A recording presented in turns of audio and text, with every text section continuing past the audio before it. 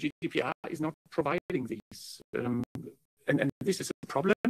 A solution here might be the so-called sandboxes, but also in our negotiations so far, I would say sandboxes are approached differently and not in a way I would like to see it, where you can test and where you can train your algorithms. And we have to have in mind two aspects. At first, companies who are already having their own data, where they can then go to sandbox and testing. These are companies which do not have data at all, and where you then have to provide data. And this might be a little bit tricky. And if, let me say, my friends here in the house, more left-thinking or left-orientated, they are just sticking to the GDPR like it is, then we are not coming forward. And this would mean we are giving up the competition on digital issues. Just to mention it, the next step, extremely disruptive step, might be the metaverse. And here you need data, you need a cryptocurrency, you need AI, you need probably an identity, and so on. And if we are not also kind of if we do not have a kind of a leading position in AI, then we can give up the next disruptive steps. This will be done by others, and we are just consuming. But this should not be the way forward. And so we have a lot of other questions here. What is the trustworthy AI concept, and how we are coming forward? What is really kind of a high-risk AI system? Here also, so far, I would say the Commission was just limiting these to the critical infrastructure, but not every AI system in a critical infrastructure is also a kind of a high-risk AI system. So that's why I think we need to differentiate here more, and also to have an AI high-risk system, you do not need only the critical infrastructure, you should also use or having in mind the critical use and the critical context to these. So that we are then, if all is coming together, then this is a high-risk element. And we have to have in mind also that we should have only, let's say, 15% of the AI systems on board on these AI high-risk element, and not 85% in it. So this would also hinder competition. And here also you should have in mind that Europe has a lack of experts. Even if you're thinking about to certify everything, and so this will last too long because the experts are not there. And these are tricky problems we have to have in mind, and therefore we should more encouraged in trying to come forward. Otherwise, I can't see how we would like to survive as a European Union or as Europe itself in this digital race. Well, thank you very much, Axel. You have painted not a very optimistic picture. And now I'd like to invite Mr. Adam Bielan, who is the shadow rapporteur for the IMCO Committee's opinion to the Data Act, to speak online. Now, he is not present, so now I'd like to invite Mrs. Katarzyna Prusak-Górniak. We will get to know the perspective of the member states and how things are progressing in the Council. Is it true that we can expect a general approach to the AI Act as early as December? Thank you very much. Well, first of all, thank you very much for the invitation. And to present myself, I'm working in the Polish Parliament representation as the head of the Digital Affairs Unit. And yes, indeed, we are looking forward to adopt the general approach on the AI on the 6th of December, when the TT Council is planned and the Minister... Sorry? Yes, yes, that would be a gift, exactly. And in fact, today in the morning, there was a meeting of the Working Party dedicated to the last compromise text of the Act. And the discussions were rather smoothly. So next week, it is planned to be a point during COREPER. And the COREPER will discuss the draft to be ready for the adoption by the ministers on the 6th.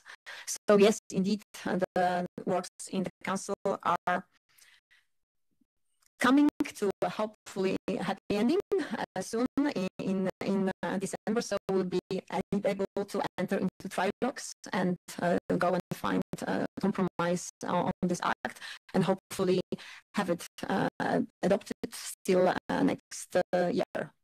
So this is how it goes with the AI Act and with the Data Act.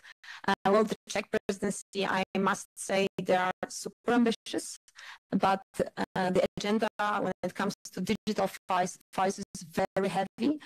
So what they, let's say, it's still 2 months for it's still 2 months for them to go, but it seems that they will be able, or will try to get a general approach on AI, but also on the European identity, digital identity regulation, the one that changes eIDAS and introduces the digital identity wallet, European digital identity wallet. So having these 2 heavy files on the table with Data Act, they are also working, but probably the general approach would not be possible still. So there, as we speak, the group has started at 2. They are discussing the second compromise text of the Data Act, also some chapters with changes as proposed by the presidency. So this is how the works and the timeline from the perspective of the council looks like.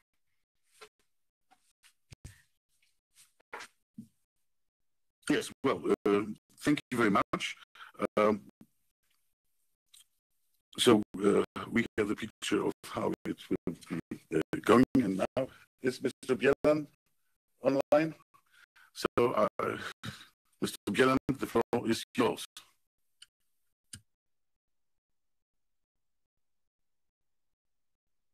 Hello, can you hear me?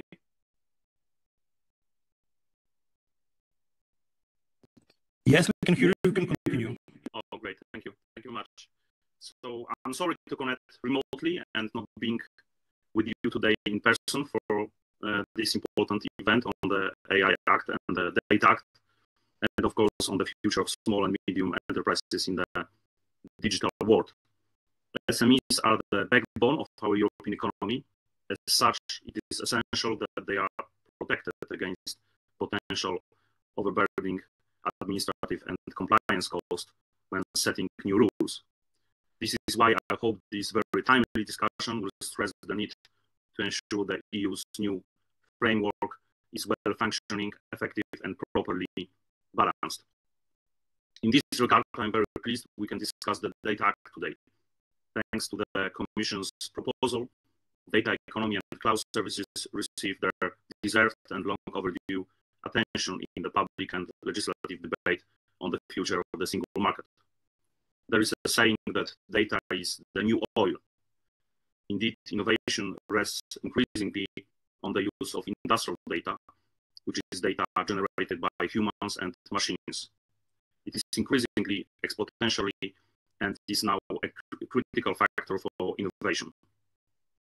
But rightfully, the Commission found that while the volume of data generated has been increasing in recent years, most data remain unused, or their value is concentrated in the hands of relatively few large companies, with only 80% of small companies capturing value from data.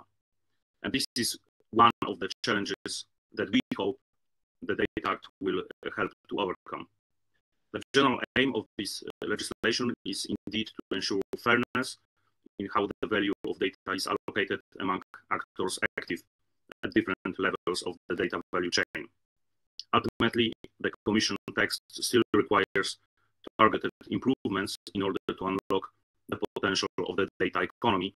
And this is why it is more important than ever that we could create a well-functioning digital market. More specifically, the Draft Data Act contains provisions that protect SMEs from unfair terms in data sharing contracts and balance their bargaining power vis-à-vis parties with a stronger negotiating position. Of course, freedom of contract remains the underlying principle, but SMEs will now be protected against unfair contractual terms due to the established list of unilaterally imposed contractual clauses that will be deemed or presumed to be unfair. Clauses that do not pass this unfairness test will not be binding on SMEs. For example, a clause stating that a company can unilaterally interpret the terms of the contract. In addition, the Commission will develop and recommend non-binding model of contractual terms. These standard clauses will help SMEs to negotiate fairer and balance the data sharing contracts with companies enjoying a significantly stronger bargaining position. I would also like to mention briefly the Chapter 6 on cloud services, on which my committee, the Internal Market and Consumer Protection Committee, has an exclusive competence. There, the Commission proposal introduces new rules to facilitate switching between providers of cloud services, an essential actor in the use of available data. In line with the Commission's digital targets for 2030, I believe the competitiveness of the European services sector and industry relies heavily on accelerated uptake of these services. One of the main obstacles that can cause the EU to miss its targets relates to increased upfront fees for companies to switch to cloud services, as well as limited offer from cloud services providers. While the Commission's proposal highlights the right principles, its implementation seems quite challenging. The proposal does not recognize that the use of cloud services differs between market participants. From my point of view, the IMCO draft opinion introduces much needed changes that makes Chapter 6 more workable and fit for purpose. Thank you very much for your attention, and I look forward to hearing your exchange of views on these important topics. Thank you, Chair. Thank you very much, Mr. Bielan. Well, and this was one side of the problem, the political and the formal side. On the other hand, we have SMEs. And at this moment, I'd like to give the floor to Mr. Horst Heinz, who represents SMEs, to moderate the discussion. Thank you very much first for the invitation and also the partnership with CPP to be a co-organizer. This topic is very important for us all, and especially also for SMEs. And if I'm moderating today, I'm not the expert because Michael Boni is normally our advisor for artificial intelligence and digitalization. But we face here always the same problem. SMEs are always not so involved in the debate like they should. And I think thank you very much, Mr. Slotowski, that you have the initiative for this event, because we need to raise the SMEs voice here. We have, but also to keep in mind that the majority of SMEs are users. And the second largest group are mixed users. That means they are developers and users, and only the minority are developers. And I think what Mr. Voss also mentioned is very important here to have also this approach to don't forget that we are in competition, in global competition. And we should avoid that we're using after this technology here in Europe who is not developed here and used data who are not the standards of the European Union, but in fact we cannot avoid it because it's useful in health and other things where our citizens are demanding this technology. And then it would be a little bit, what I should say, a little bit the wrong intention then that we have then here this situation. And then to empowering what we heard for SMEs, it's very important.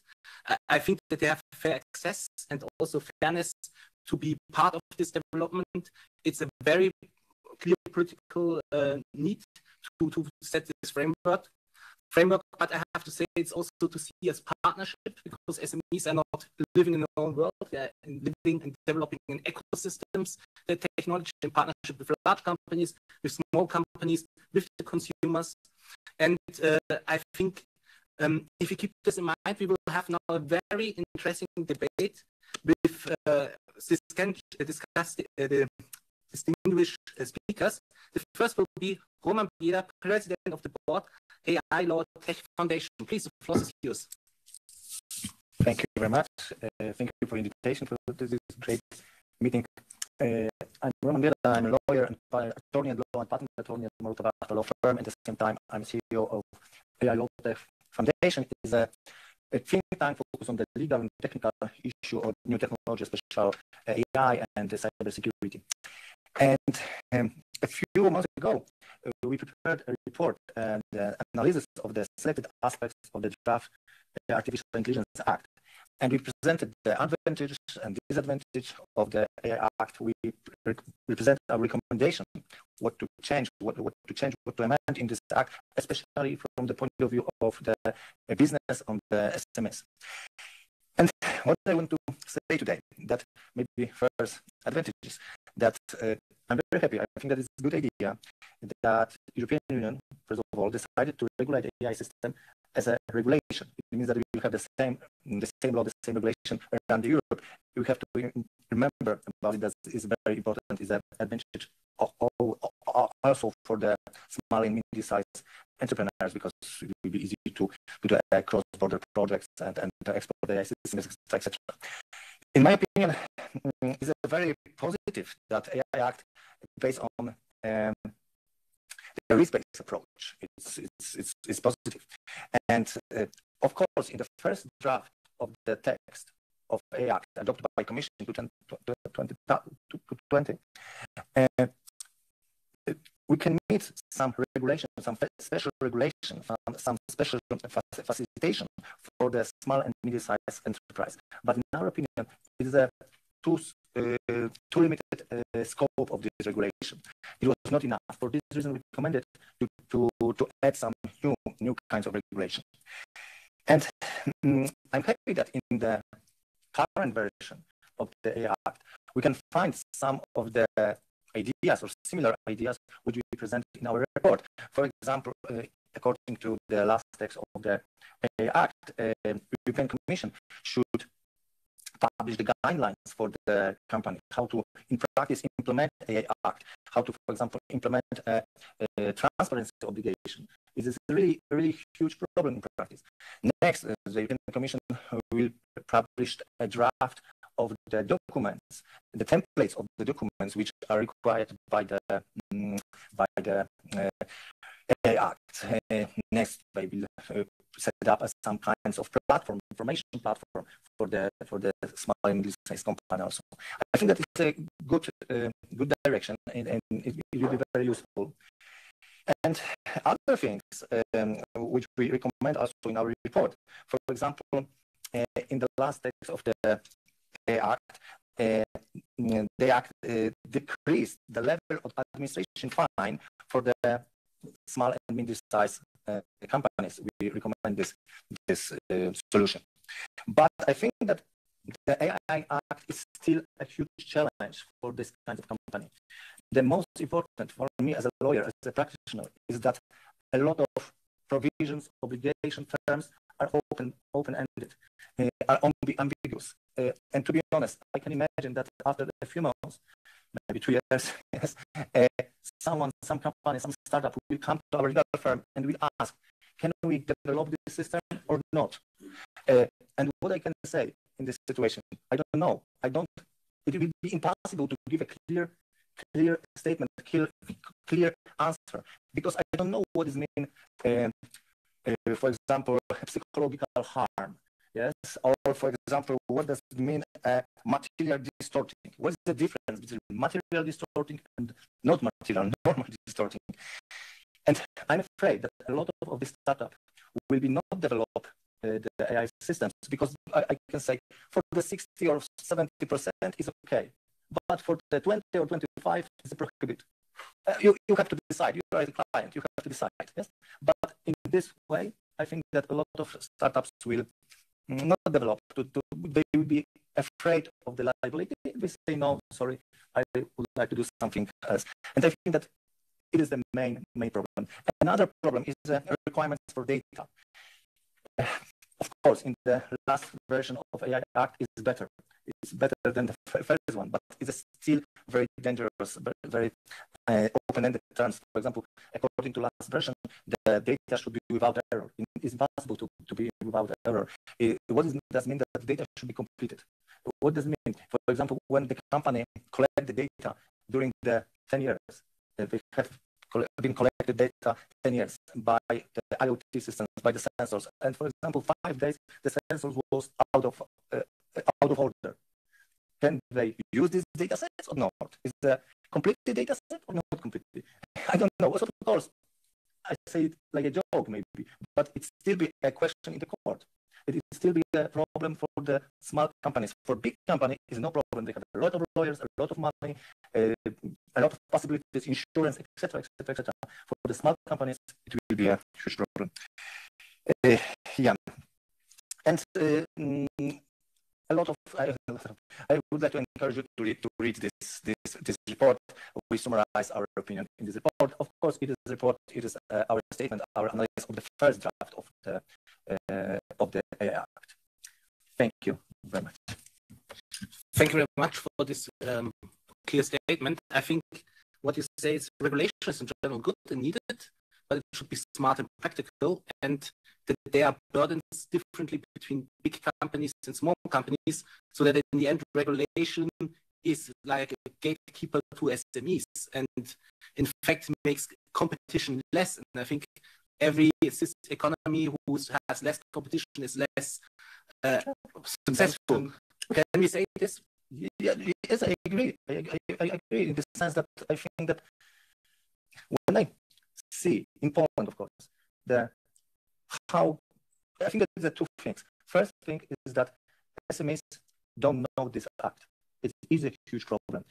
When we prepared these documents, we asked them, do you know that European Union would want to enact this kind of document? No, what is it? Yes. We produce some AI? No, we produce a normal software, not AI. They say, yes, you produce AI. You produce AI, and the fine is 6% of your an annual turnover. And it was a shock. And I think that our mission, our like a foundation and your associations, etc., is to show to the small companies that it is reality, that it exists, that they have to take into consideration that this act exists. And second opinion, second statement, I didn't meet any big company which protest against this act. Every big company said, of course, we will be according to this act. It's not a problem for us. And for this reason, I think that it will be a problem for competition and for innovation, because the big company has a huge market, a lot of money, a lot of lawyers, etc., etc. It's no problem for them. They will rent the biggest legal firm in Europe, and everything will be okay. Yeah. Last point I wanted to ask you: if this is not only also a frontier, if I want to grow as SME or startup, and I say to this certain size, it's good in Europe, and the next step, if you're making exceptions, then I will go to the United States or to Israel and to grow, because here I take everything what I could get. Now it's the time to move on. Yes, it is not the future. It works now. I'm a CEO of the foundation, but at the same time, I'm an attorney at law in the biggest IT company in Poland. And I meet clients who say, oh, I would like to use a copyright material, like books and photography, to teach the AI model. say, no, it's a copyright, it's TDM, X6, etc. Fair use is a difficult. I say, oh no, thanks. I would like to do it in USA. In USA, you have a fair use. It's easy, no problem. And maybe moved to USA, to Israel, maybe. We see. And I think that is a really, really problem. Thank you very much.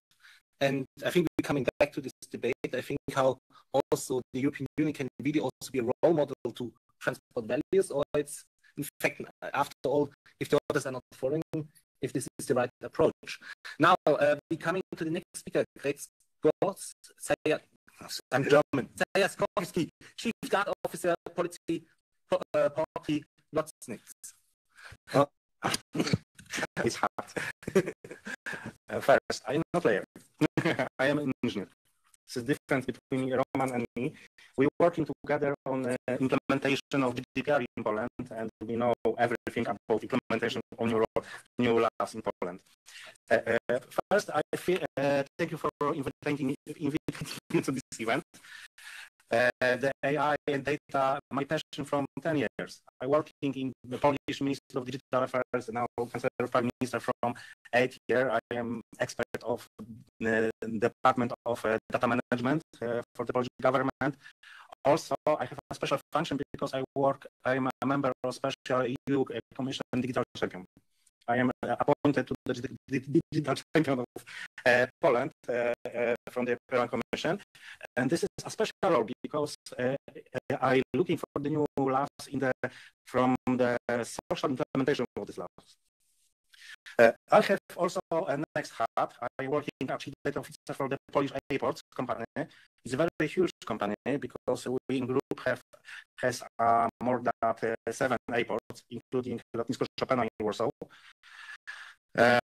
And we are on the threshold of important digital regulation. We need to look to new ways to support companies in the implementation of the new laws.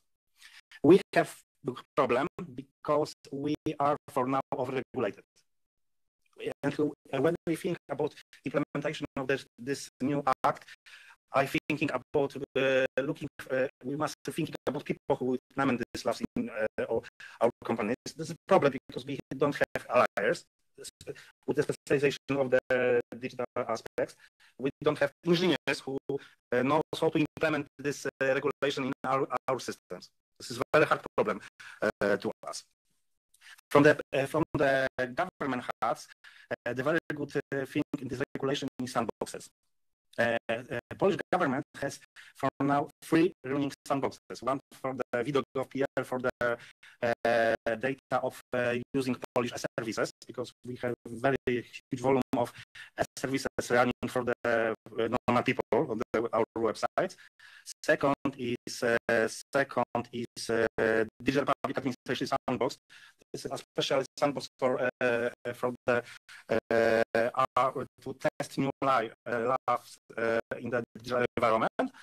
And also we have a very huge project about integrating interregister data. It's named Integrated Analytic Platform, when we have possibility to test new laws on the real data from the when we connect the data from the national register, including PESEL data, of course, after the process of anonymization. I'm looking for Roman because Roman is a special guardian for us in this aspect, of course. And also we have very huge good practice with the public data. Poland has one of the biggest in the world portal. We sharing so many public data in the one portal. I think about 10,000 public data in the one API. This is absolutely one of the best results on the world. For now, in the 1 month, we have millions of users for this portal for now, and we have many thinking about this new regulation. And I connect our things in the 3 points. And my point is from the heart of the Polish airports. I'm working on the preparing airports to do this regulation, and we have thinking in 3 ways. First thing, of regulation. For next year, I have AI directive, data directive. Also, we have NISA, the GDPR, of course, privacy share. Also, we're working in the global network because you know people flying from Warsaw to every part of the world. We're connecting not only to your system, of course, but to the global system. We connected to the Eurocontrol industry. We connected to the American system on the American airport. This is very extremely hard for us. We have a problem because we must need a super special education program for our workers. We must send our people to the high school for another direction. Also, we have many problems with this. Also, we must preparing totally new position in our company because we must preparing something like algorithm inspector. This is totally new form because we must find the competences that select the people who must control algorithms on the other systems. We in airport on the one airport in Lotnisko airport we have about 100 systems that are regulated by algorithms. It's absolutely extremely hard to monitoring this system, the aspect of the new regulation, and we need time and we need money for this, of course. The second problem, this regulation changing very fast. I don't know the new version, but if you see about hierarchy systems, I think in this according to the document from the beginning of November, all our system is high risk because we're working in transport, we're working with people, working with education, everything. All airports is a high risk system, and I think about monitoring totally problem with this. Next problem is high cost of implementing this directive directly large organization. If we want implementation of this directive, we must find new people. You know, when we try to find good engineers in Poland, it's extremely hard because every engineer working in the global environment. We have problem with liars. Roman and one of the, I think, 10 liars in Poland that understand the digital regulation. Well, this is a problem, of course, because I don't have a liar that specializes in this problem. Next. Okay, the cost implementing this laws is much bigger than implementation of GDPR. Yeah. The cost is much bigger, and we must thinking about this because we must educate the people. We must find new people. We must grow our teams. That is problem because the IT is very expensive, of course. And on my end discussion, a small like joke on the end. I have an idea that the European Commission must send this new laws to the regulatory sandbox and test this laws on the consequences of the laws in the simulated social environment. Because Commission preparing total new laws, preparing so many new ideas, and don't look for the consequences for the implementation of this laws. Thank you very much. Thank you very much for this practical picture you gave us. You know how much costs you have then through this implementation, and it's just also slowing down your processes? In the aspects of one airport, I'm thinking about Lotnisko airport in Warsaw. I think 1-2 million euros in the aspect of 4 or 5 years. This is very high risk. You know that airports has problem after the pandemic because you know the situation in Brussels, of course, tomorrow in Amsterdam, we have problem with people because airports working many people.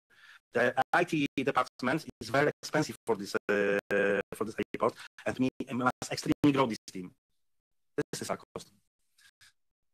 And the last question, what it means for your partners in the supply chain, if you have to be high risk and you're working with partners together also with SME, perhaps, they have then also to improve the standards, no?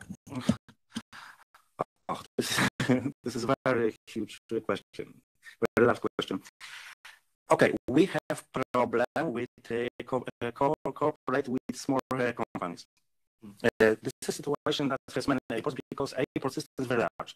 It's connected to the many global networks like Eurocontrol in directly in Brussels, and small companies don't have money for the working with on this level. This is the first problem.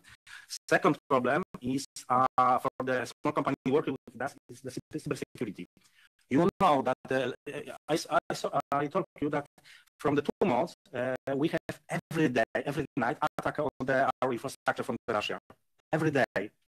For now, our cyber team is 24 people. 24 attacks, only for the cybersecurity of one airport. Also, small example where from the attacking people when don't enter into our infrastructure, attack our providers. This is a problem with the supply chain because we need to change every internet provider to the airport. It's a very, very hard situation that the Commission has give us a new laws to implement totally new system. And for now, we are working with the cybersecurity and we're working on the implementation of so many new laws. Thank you very much. Then I see also that it's excluding SMEs from the competition to work with you together, because it's easier for you to go to big companies to have not this procedure to implement this to help SMEs because they can do this by themselves and say we take over and then you have not to take care. SMEs you have to guide them to your systems and so on. And the second thing is in the end, but you're going in competition with SMEs about the best. If you have limited labor forces who have this technology standards, SMEs will not win because all the big companies you will take over. We see the situation is very hard for us. We're looking for the situation, especially in the aspect of building of the central communication port in Poland. This is very huge investment, and we're looking to way to working with the small companies. But this is a future investment for now. But in working airports, we have so many problems with this because this small SME has so many certificate access to the confidential information. Sorry, and also this is a problem for the small companies. Thank you. This seems very critical for SMEs, and I want to go back again to the ILO Tech Foundation in this context to Dorota Skocka-Kwitniak. I had no time to prepare me properly for the names, but I have the questions. If you hear that we have only a certain amount of experts under the lawyers who could help, how to manage this then? Which time it would take to educate enough lawyers to help also SMEs and so on? I think it's a huge thing, like a bottleneck who is endless then. Okay, so I wouldn't agree that we have so few lawyers who are prepared to work in new technologies.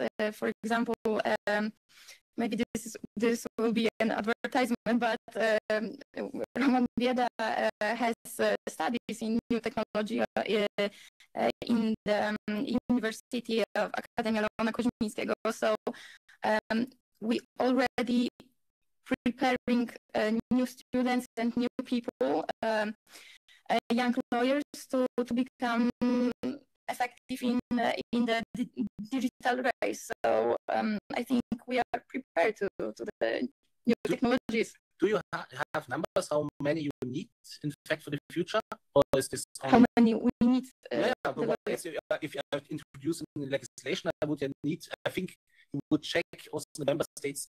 Are the capacities there and how fast it will build up? Even if you say very positive, that sounds good. This is very good.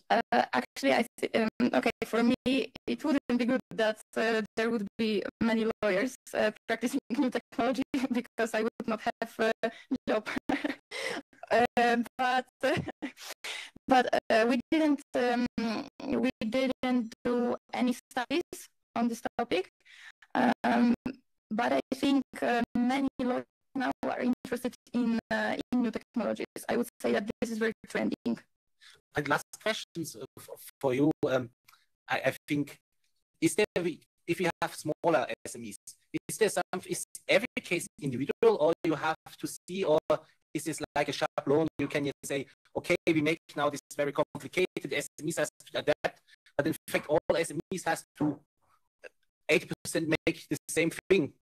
It's only to make one-to-one, or it's just every case individual, more or less? I would say that every case is individual, because this is normal business, right? So every business has its core, has its additional topics, and I would say that lawyer and regulation should be, it shouldn't be so bureaucratic, so that SMEs could actually be prepared to, for example, even know that they have to implement AI Act. And in my opinion, lawyers should try to take every case step by step, because when we will take every SME like they are the same, that would be, in my opinion, that would be a problem, and that wouldn't make a good lawyer. Okay, thank you. Because we have this idea, we have so many SMEs, you have in the same cases, you can make like a standardization, and then only a little bit updating. But if you say this everything an individual case, it's also a step for an SMEs to go to a lawyer, because it means also costs. Yes, huh? yes. I think. Huh? That's the issue, that SMEs, I'm considering if they can bear the costs of, for example, risk assessments, right? So, because the large companies, this is like the small fee for them that they have to pay. But SMEs, it will be very huge cost that I don't think they can bear. Even because it's like I heard it before from your colleague, because it's something like a law who has to develop step by doing. Huh? It's changed every time then. Of course, like Mr. Voss said, he asked a question, how we will survive in digital race. But we have to think, now we are discussing AI Act, but with Roman, we are discussing quantum technology. So this is actually, maybe we'll meet next time and talk about Quantum Technology Act, right? So the digital race is, in my opinion, now unstoppable. Thank you very much. Thank you so much. Then we coming to the next speaker. Sorry, I call you back regarding a whole ticket. Oh, wait. I think. Okay, good. Thank you. Now we're coming to Allegro Digital Poland. Anna Mazur, I think you are a large company, but you're working together with SMEs and also single self-employment and so on. Please, yes. The process is yours. Yes, that's correct.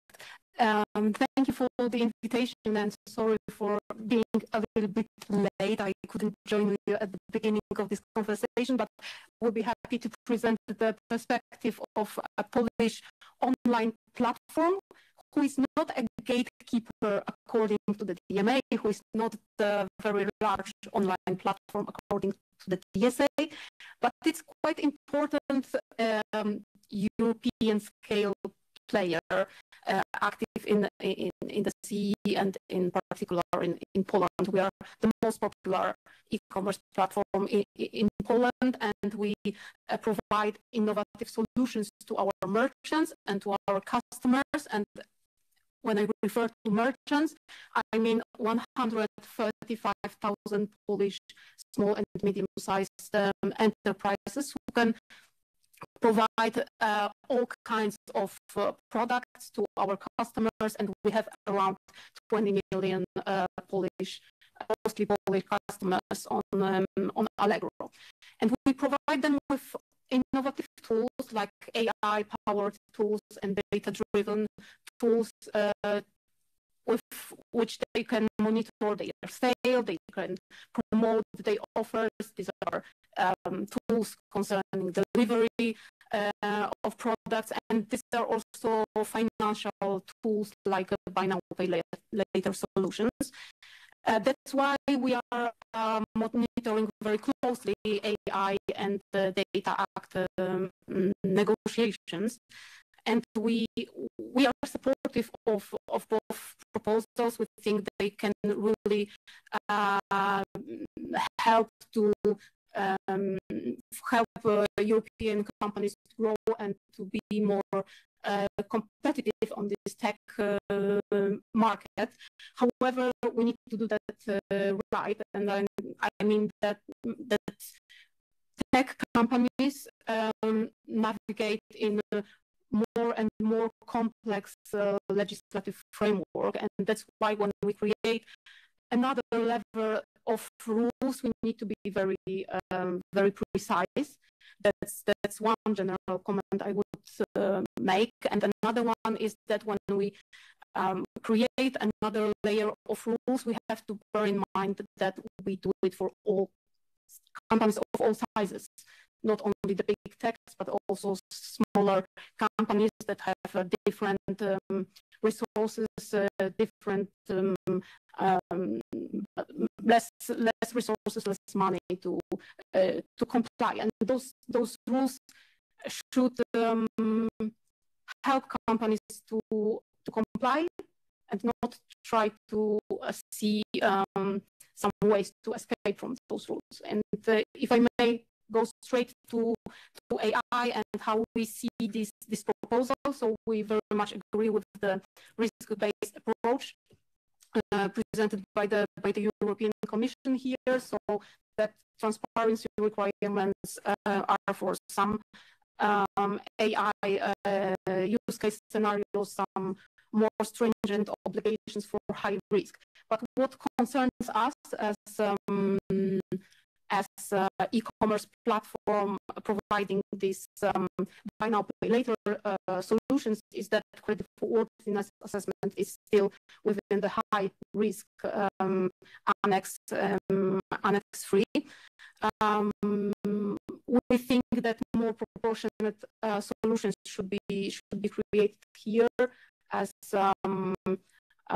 creditworthiness assessment is not the same for us low value credits, like when somebody wants to pay for a new pair of shoes in 30 days. This is not the same when we are speaking about mortgages or student loans. So if we can claim something, we would claim for more proportionality in Annex 3. We already can see some good examples concerning insurances when only life and health insurances are within Annex 3. That's not the case with creditworthiness assessment. And if it stays like this, it will create costs, huge costs for companies, not only small and medium-sized companies, but also for players like us, like scale-ups operating on the European scale. And if I may jump in quickly to the Data Act, I think that our comments would be very much the same. We need precision here. We are still analyzing this text, as I think at the beginning we all assumed that it is mainly about IoT. So maybe it shouldn't be so high on our radar, but it seems after analyzing that the scope is much broader. So we also need to follow this proposal, and we want to still understand better how it's going to refer to us. But I think that some more precision concerning definitions is still needed, and we need to also remember that we have GDPR, we have e-privacy directive, so this framework should be somehow compliant. Thank you. Thank you very much. I think the first thing is that you are a technology transformer for SMEs. We could transfer technology to them, to the users. This is, the SMEs are not developers, they're not mixed, they are users, in fact, where this acts are interfering then. And the second thing is, you say goods and financial products should be separated from this risk management. And the third thing, what you say is that it will be costly for SMEs. It's clear, if you have more cost, you transfer it to the SMEs. So in that case, SMEs can normally compensate such costs less than bigger players who are saying, okay, we keep the prices, the others have to rise the prices. Do you have already an idea how huge this impact could be? Well, I don't have like exact figures at the moment, but for our Allegro Pay buy now pay later solution, we really think it's going to be a huge cost, and it's a risk for us to have that we will have to somehow design this service in a different way, which will be a huge change for our business. And as our consumers like this product very much, we just don't want to do that. We don't think that it creates so many risks as consumers who use it, they pay back more than 90%. And these are really low volume credits, like the average is 50 euros. Thank you very much. I think this is interesting that, of course, this costs running down at the end to the consumers and then the third parties, that it's, the full supply chain will become more costly, and this will be the end. This time of inflation and so on, there's an energy cost, is this additional on these products. We're coming now to Piotr Mieckowicki, Digital Poland Foundation Online. And I have then to pass over to Mr. Zlotowski, otherwise I will miss the flight, because we have a strike tomorrow. That's why I have to fly today. Mr. Mieckowicki, if I'm reading this right. No. Oh, it's not here? Ah.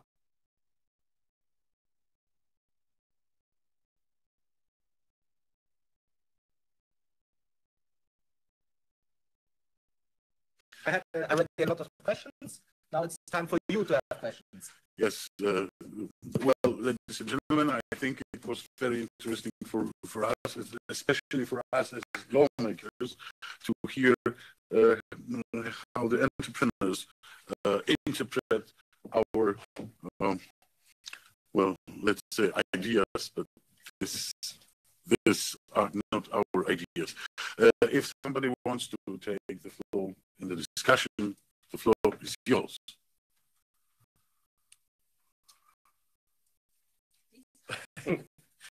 Mr. Voss? I would have a question to the Council, or to the Member States. Are you aware that you need to be very self-confident if you're dealing with a parliament in this question? So if we are letting this go and having compromises, what it's not really the future orientated, then we are failing. So I do not consider that our approach in the parliament would be the best way forward. And so we need a strong, self-confident council in negotiating with the parliament at first, and secondly, of course, but there's no representative from the Commission. Sometimes they should already think about if they can withdraw the whole proposal if we are not doing this right. So I'm really serious about this. If we are not doing this right, then we are totally out. And this would mean we are just consuming any longer in the future.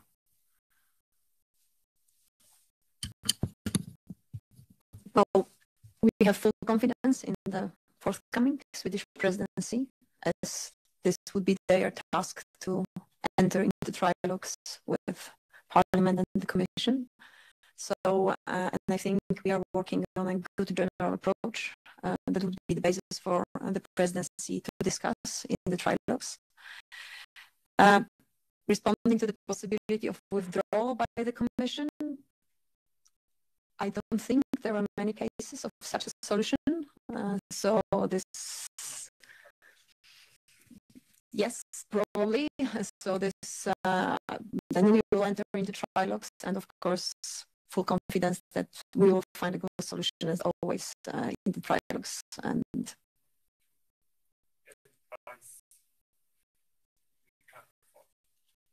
I understand, of course, because we need to have a good regulation, but now listening also to the comments, it's, you know, what we often have comments that the definition should be clear.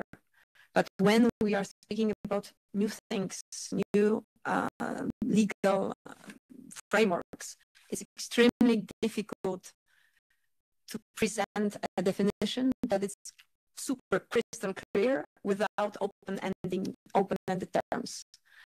And of course, another challenge is that we are 27 different legal backgrounds, legal systems. So we need to find a wording that will suit to all the systems. And this is, I think, the beauty of the EU, in fact. But finding the solution that would suit these 27 legal systems is a challenge. So maybe it's not always the perfect definition that one would see when one thinks about its own legal system, but one should always remember that we have other member states at the table that will have to implement this and have some concerns at the national level that they have to take into consideration. And another comment from my side was also on SMEs, and of course we should strongly support SMEs when they will be implementing different provisions, but maybe not always they have to go to the lawyer. Maybe we could provide them with guidance, with some guidebooks, you know, how you should, but first of all, we should, as Roman has said, we should raise awareness that such a regulation is in place, and not that it is in place, but we should raise awareness that the Commission is thinking about a regulation, and we should raise awareness for them to give input when the Commission is doing public consultation on the draft of the, not even a draft, on what could be regulated, because this is the whole process. And from my experience, I see that if they don't know that the regulation is already on the table, so probably they were not participating in the public consultations. And this is a work that I personally think that we should do at the national level to raise this awareness of the European process and encourage our stakeholders to strongly engage in the discussions, to send the comments to the Commission what is needed.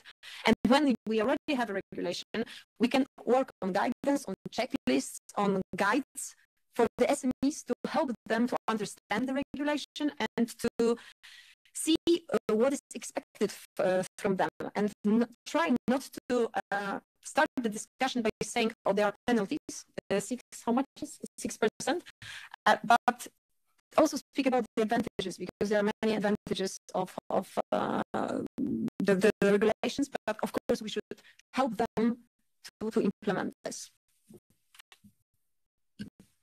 Yes, well, it is not easy, but there is no regulation and the technology is developing. So it's the most important thing. Well, thank you very much for coming here. Thank you very much for the discussion. It was very interesting for us as lawmakers. You will take your opinions into consideration, and hopefully the law we will make will be, well, good for you, for us, for the technology also. Thank you very much. Thank you. Thank you.